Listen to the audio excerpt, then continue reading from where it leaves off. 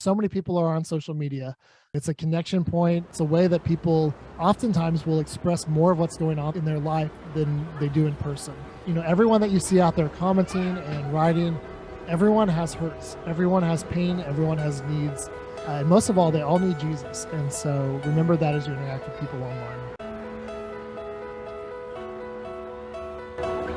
You are listening to Our Urban Voices with Dr. Alphonse Javed, a podcast that presents Christian narratives through diverse voices that impact urban ministry. Here is your host. Hello and welcome back to Our Urban Voices. I'm your host, Dr. Alphonse Javed. Today, I'm joined by Josh Collins. Our topic today focuses on social media as a way to communicate the gospel. Josh and his family moved to New York City in 2012 to work with Global Gates among the 100,000 plus immigrants from Bangladesh.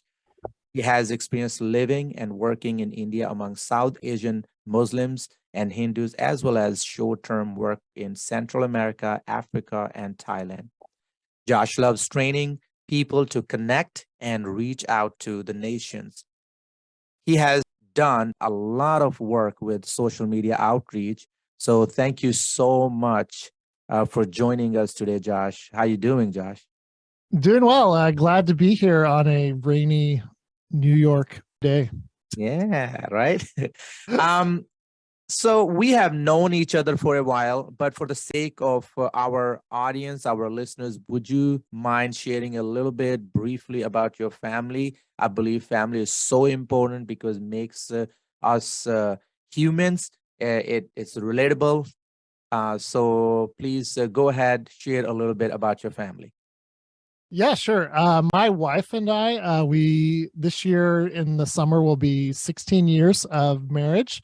And we actually are both from the Midwest originally. That's where we met and got married. And then about just a little over 10 years ago, the two of us and our 1-year-old baby girl, our firstborn, moved to New York City, to Queens, and with the goal of being part of a new initiative called Global Gates that was beginning to reach out to unreached people groups throughout, at that time, just New York, but also with the goal of eventually spreading that around urban centers throughout not just North America, but the world.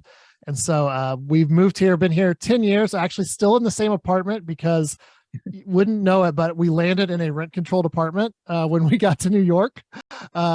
And we've been here ever since. We've had 2 more kids since then, another girl and then a boy. And so we're having lots of fun as parents, raising them here in the city with all the unique experiences that they get. And yeah, that's what our family is all about. Yeah, man. And hold on to that apartment, bro. Those don't come along anymore. So Josh, tell us a little bit about your journey. Where did you start and how did you eventually get involved in using social media as a way to reach out with the gospel? Yeah. So when we first moved to New York City, God had put South Asians really on our heart. I had spent 6 months in college working in the eastern part of India underneath a career missionary and just kind of doing an apprenticeship and learning and just spending time. I lived in a village for a month. I mean, it was just, one of those unique once in a lifetime experiences. It just really opened my heart to the people there. And then as my wife and I got married and began pursuing what kind of ministry God would have us be part of, the nations just kept being on our minds and our hearts, and specifically South Asians. And so when we realized we couldn't go overseas, we ended up joining up with Global Gates to come and work in New York City with the Bengali people that are here. And so it very traditional. We came and, we've done everything from door-to-door outreach to just meeting people in parks and coffee shops and just really trying to connect with people to find people who were curious to know about Jesus, who perhaps had needs that we could pray for, needs that maybe we could meet by connecting them with local, Christian English centers or other things like that. And so that's what we did for really the first 6 or 7 years of our ministry here.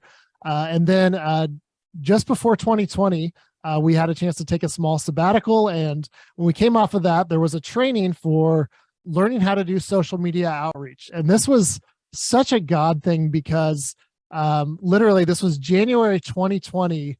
There was a huge training right there at your old place, Calvary Baptist in Manhattan, where we learned about how to use social media for outreach and how to really go about it.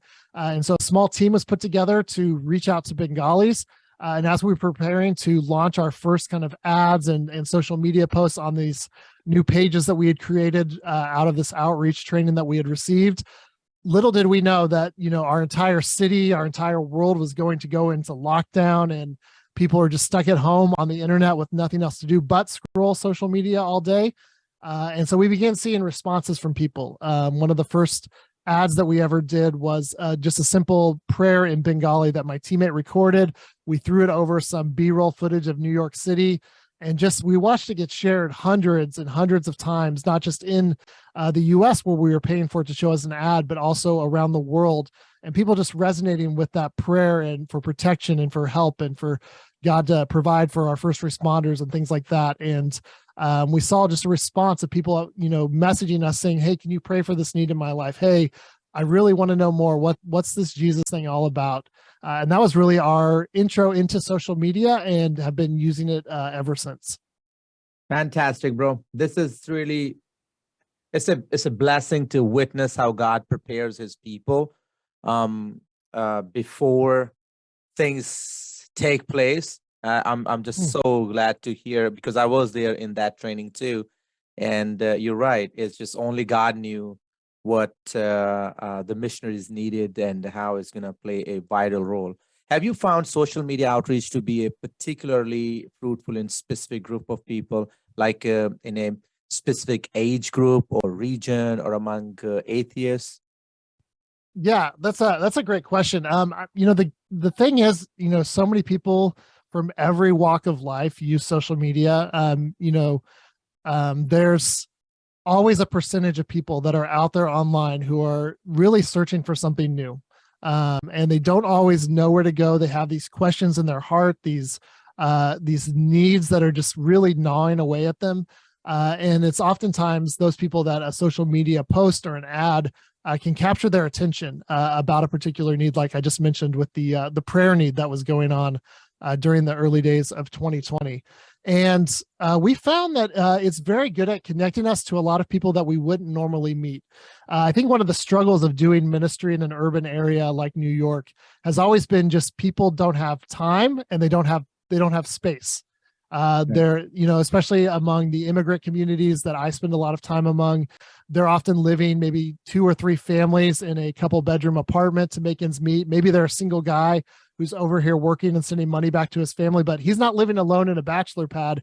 He's living in a 1-bedroom house with 6 other guys and 3 sets of bunk beds in a room. Yeah. And so like having the space to have these kind of conversations, and these guys maybe are working 50, 60 hours a week, and they get off work, they ride the subway another hour home, they grab something to eat, and they go straight back home to their apartment that's very crowded. And so just meeting these people is often very difficult for believers. But through social media, we're able to connect with them. One of the groups that we found that was a big, kind of a surprise that I wouldn't have thought of at first, was women. A lot of women in the Bengali community that we try to reach, when they come over here, they're either working full time with very limited free time to go and meet people and make new contacts, or they're married, they're at home, they're taking care of kids, taking care of the house all day, and they don't get a lot of chance to get out and meet other people as well. But all these women are on social media, and we're seeing them respond to different ads and ask questions that maybe they wouldn't ask if they just met a stranger, in the bus line or whatever that might be. Wow, man. A lot of people thinking about social media, I'm thinking about different age group. So a lot of people are not on social media. Why is it still important to have this type of ministry? Yeah, that's a really good question, and we see it as important as we always describe it. This social media as a outreach strategy. It's not the outreach strategy. There are, of course, people that aren't on social media who would never, really connect. There's people who are on social media who they're just there for fun only. They never really look for anything deep. If they saw an ad for something about Jesus, they would scroll past it faster than anything else. And so we realize that it's not for everyone, but we realize that there are people out there who are using this, and that it's an effective tool for finding some of these seekers that are out there. One of the biggest part, especially when we think of like unreached people groups, is that there just aren't enough believers in that population for everyone to hear the gospel through normal social network means. And so the gospel has to come in some way, often from outside. And we found that social media can be an entry point. And for us, it's also part of a bigger strategy. Everything's not online, and it flows into hopefully person-to-person ministry at some point, and that's part of our strategy as well. So it's going to push back a little more on this idea of a generational gap and people who I agree. I love your response that it's a strategy, it's not the strategy. So I love that. That's very clear distinction. But let me push back a little more. Social media does not always come easy for older generation, and you understand that. I understand that. World understand that. But my question is, what are the special skills or language skills necessary to engage in this type of ministry? Yeah. It's kind of surprising because while we often think of social media as not something that older generations are, very adept at, you can ask any young person, why do you not spend a lot of time on Facebook? And it's not because Facebook is a bad platform. It's actually very efficient at connecting people and sharing, and has a lot of features that even some of the other social media sites don't have that young people do flock to. But one of the biggest reasons why young people don't hang out on Facebook is because all the old people are there. And like that's literally the reason. And so we find that there are people from every generation that are out there on there, even among our Bengali community that we're trying to reach out to. There's a significant amount of older people, and they're often the ones with the most amount of time. Maybe they're here living with their kids. They're no longer in the workforce. They're retired.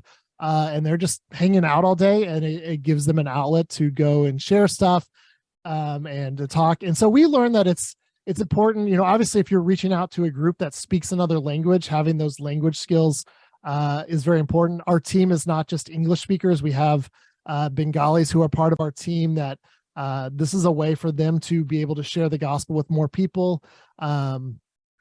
For a lot of groups, it's like that, but it's also just understanding how to communicate with people online.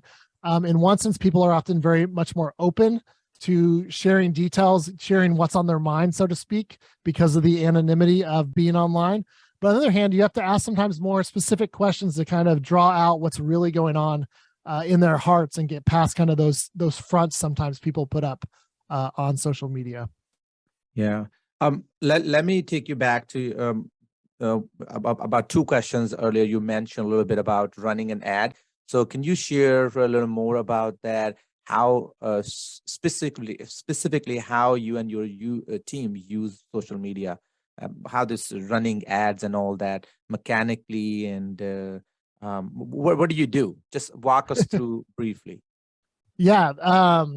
So our team, we spend the majority of our reaches and things that our pages get is through advertising.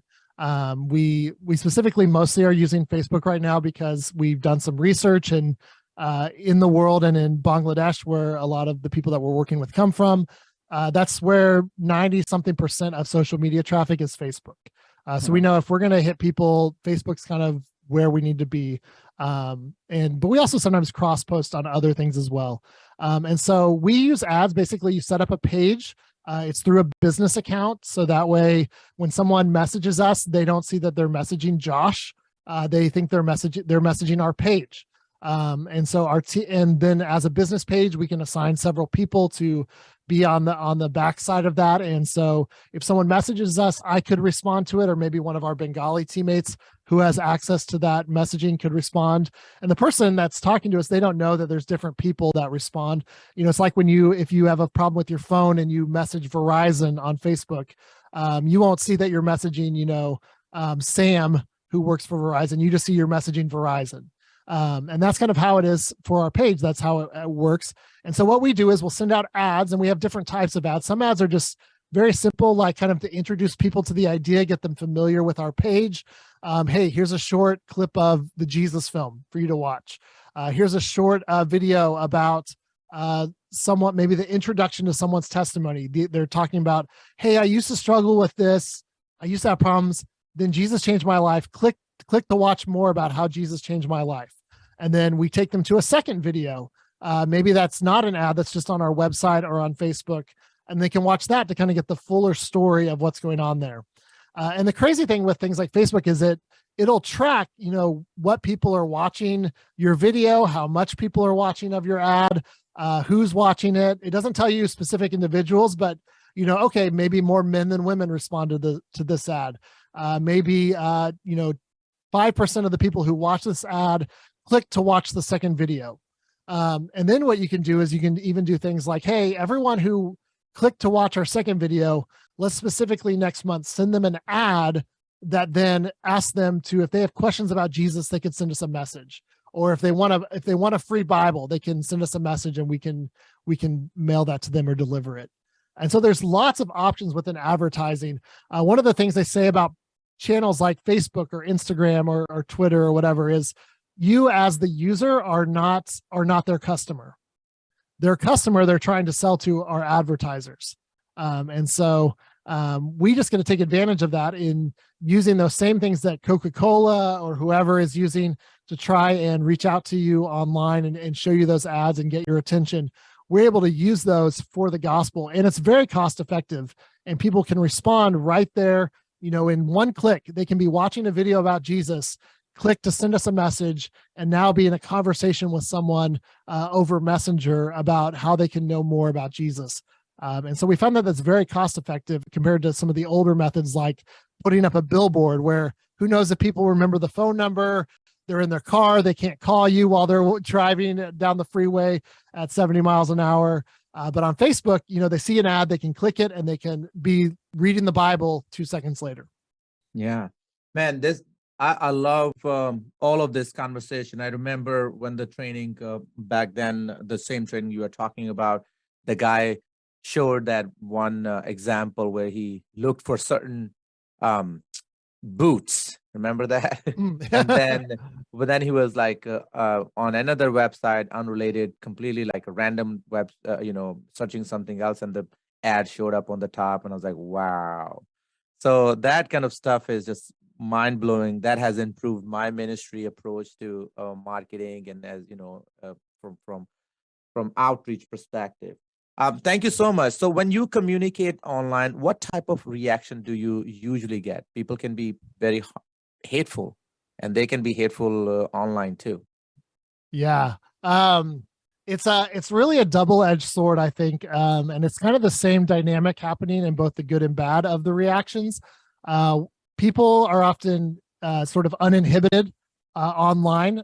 Sort of the anonymity of it kind of sometimes really compels them to express themselves more strongly than they probably perhaps would if they were just sitting with you in a room and talking about the same subject matter.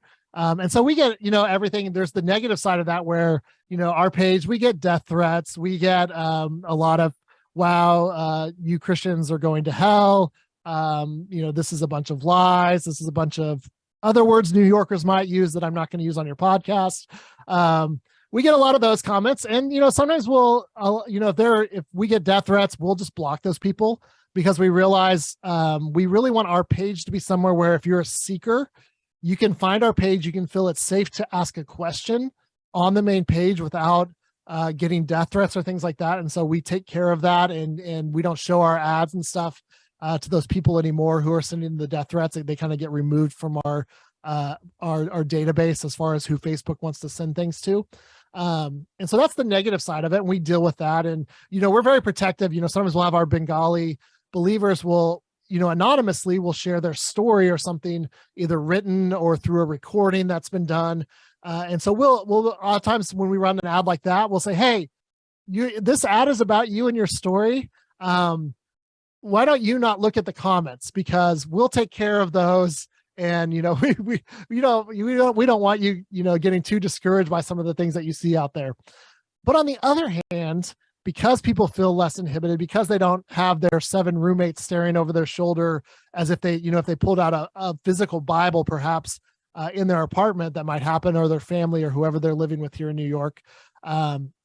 It can often be freeing. They can ask that question. And sometimes we find that some people will raise objections to us in our comments. And our kind of rule is we'll give a short response and invite people to talk more in private.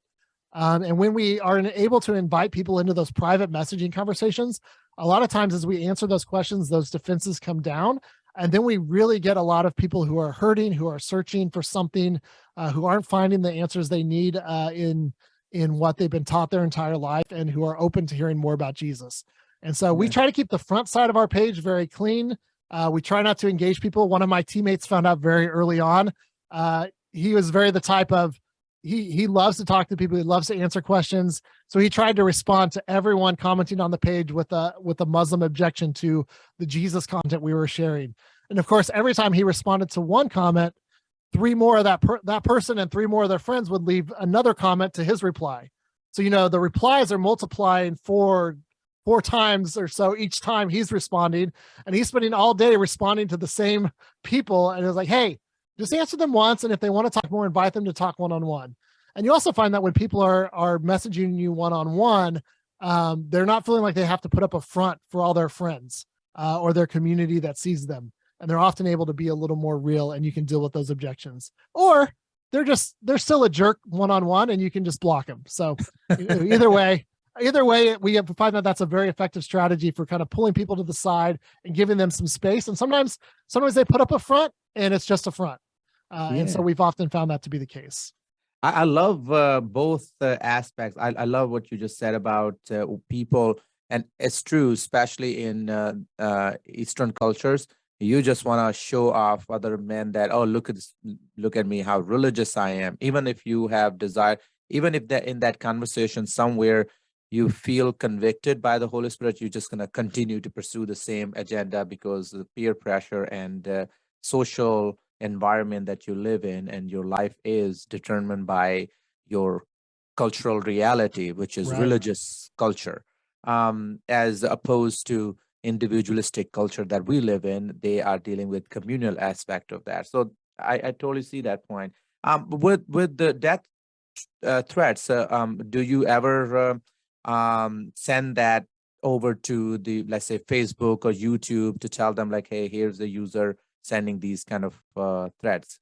Because they do also they actually not only block people, they cancel they send them warnings, and then they cancel accounts. Has that ever happened?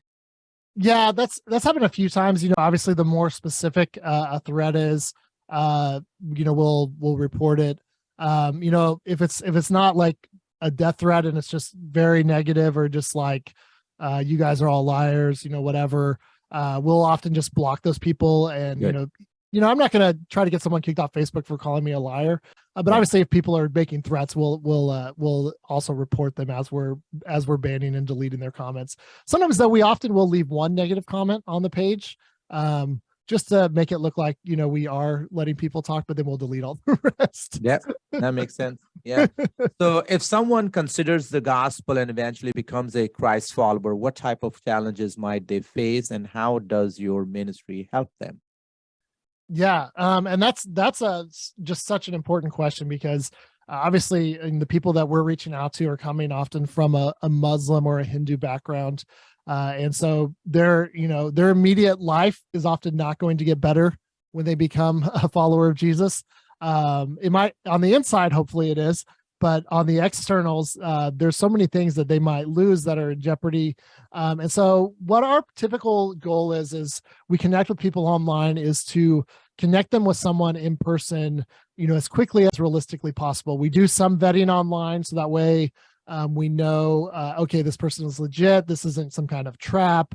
One of the great things is, in a city like New York, here in the U.S., it's a little safer for us to go meet someone in a public place, and if we don't know them, as opposed to, but we'll sometimes, hey, we encourage our team, hey, maybe bring a second person to hang out, nearby who can come get you if things don't seem right.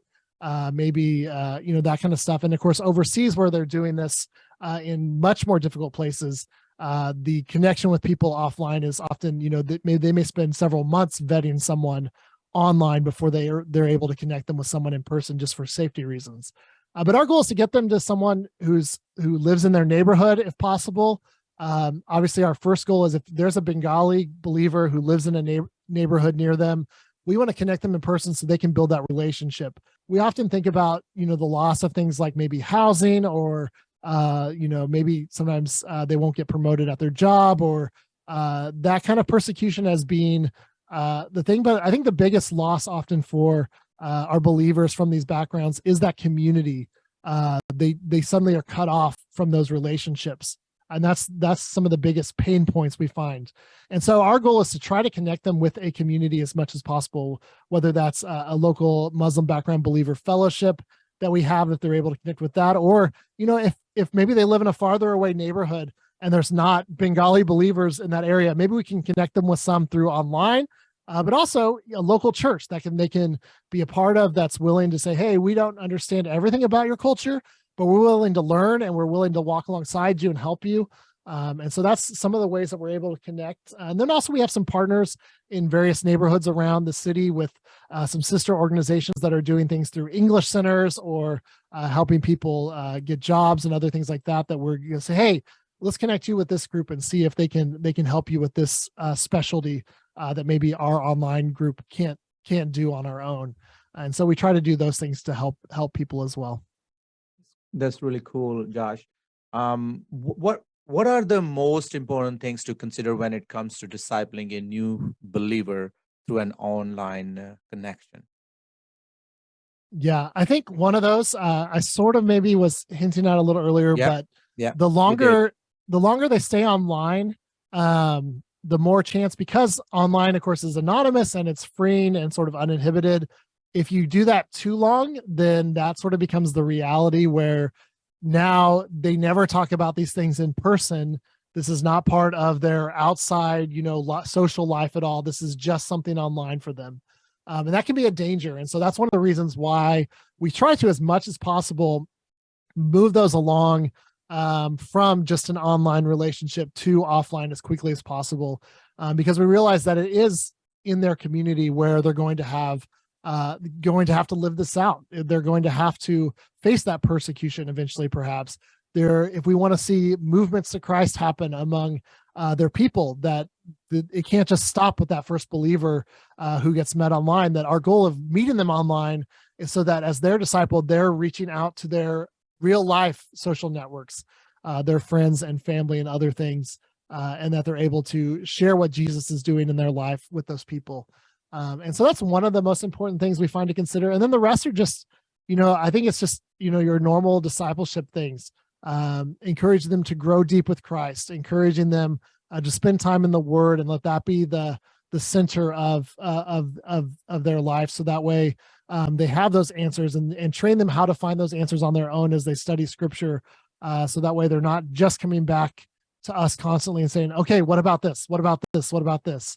But rather, it's teaching them to fish instead of just giving them fish. And so all those things that often apply to in-person discipleship also apply to offline as well. And so we try to make those connections and help them in those ways. Yeah. Very good practical advice, brother. So social media and internet allow someone even from a very rural area to engage with people across the globe. That's why internet is phenomenal. But my question is, how can Christians do this kind of ministry? What should they do or do not? And I'm thinking about what is that they should avoid commenting, or what they should avoid, so they are not instigating or provoking hatred, or from out of ignorance they are not doing something that cause offense for no reason. So gospel can be offense to others, that's fine, but we shouldn't. So that's basically what I'm looking for. How can Christians do that? What should they or they shouldn't do when they engage in online ministry? Yeah, that's such an important question.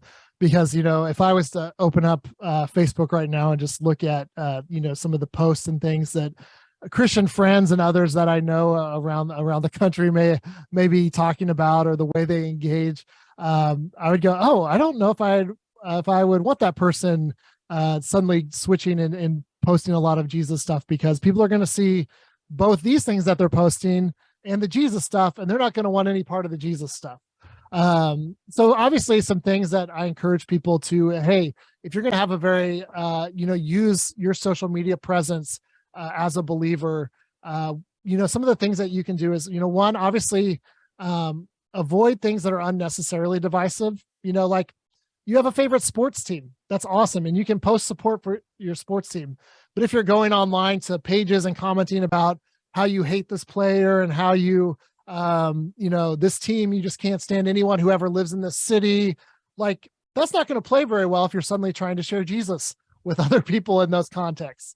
We could say the same thing. I think the biggest one, of course, is politics. Our country, very politically divided, and you go online and it looks even more divided than what the reality is.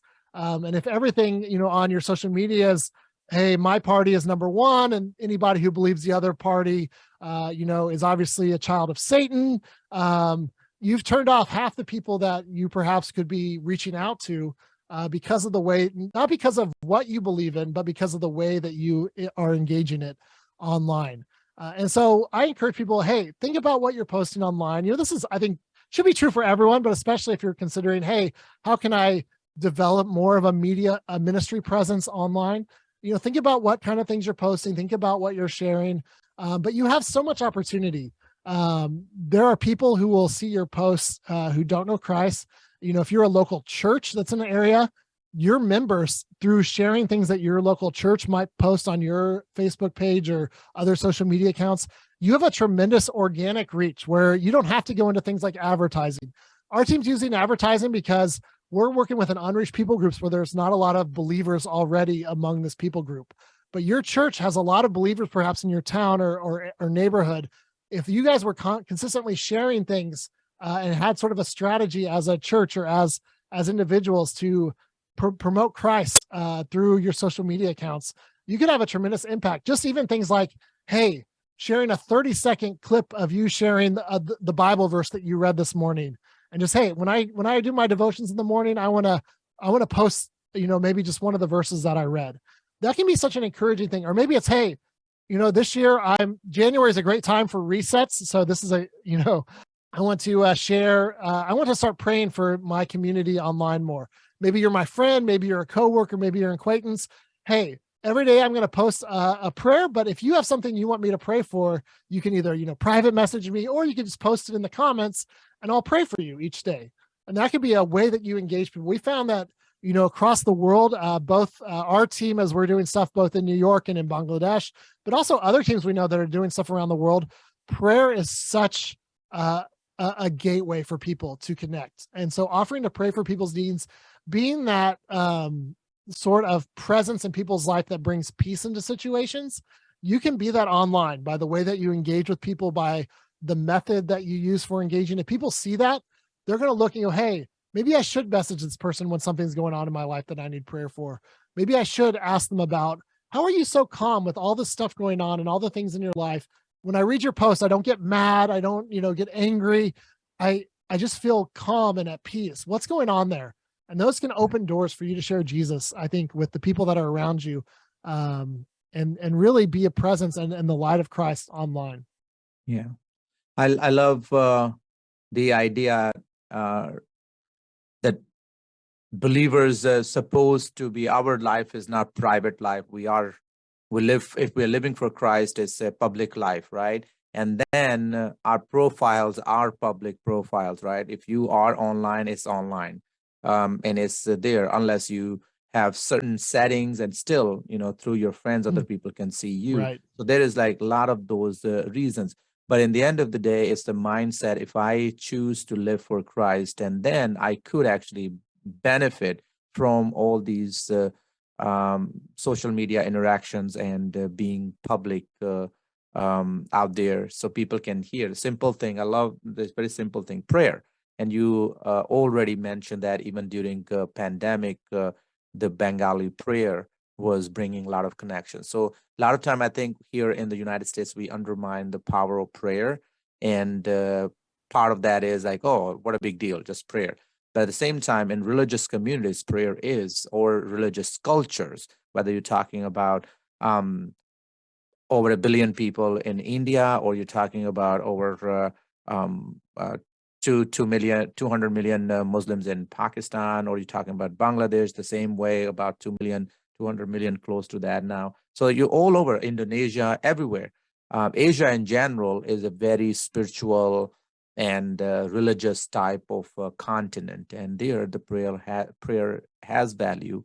And I think it's an important thing to put that prayer out. And I think sometimes we take prayer, as a pastor, I'm saying this, we think that, oh, prayer is a private thing. You do it. If you're doing it publicly, you are trying to be show off. But in this case, that's exactly what you need. It's not a show off, but you need to be publicly doing, but not as a show off person, rather to glorify God and to evangelize, to share the gospel. Do you have anything else you want to add to this episode? I just want to encourage people to think about the ways that they interact with people online and how they can use that to glorify God and share Christ. And yeah, that's something I've seen. Just there's tremendous, so many people are on social media.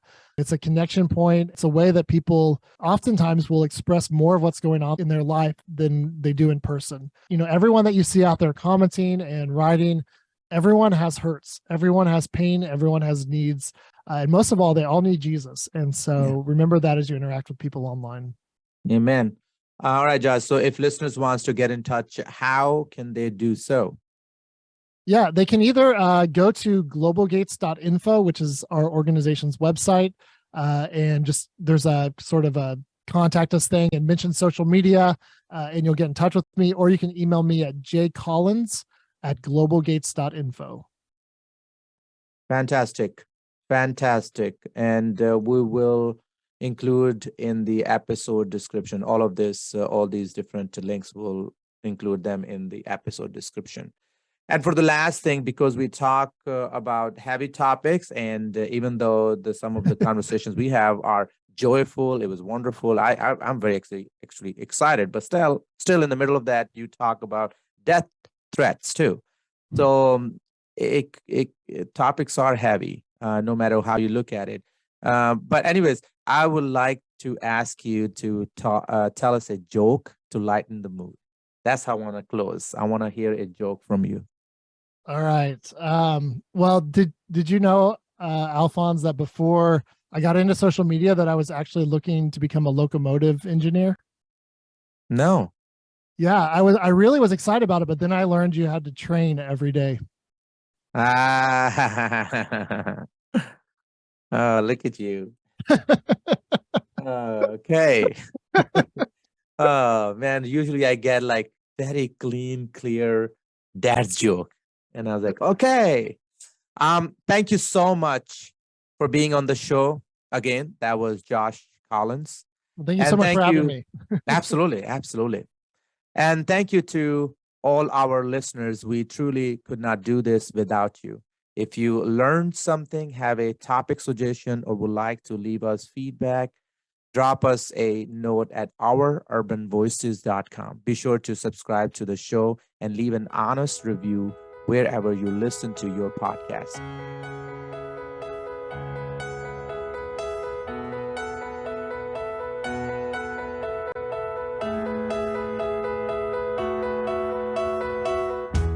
You've been listening to Our Urban Voices with Dr. Alphonse Javed, which presents Christian narratives through diverse voices that impact urban ministry.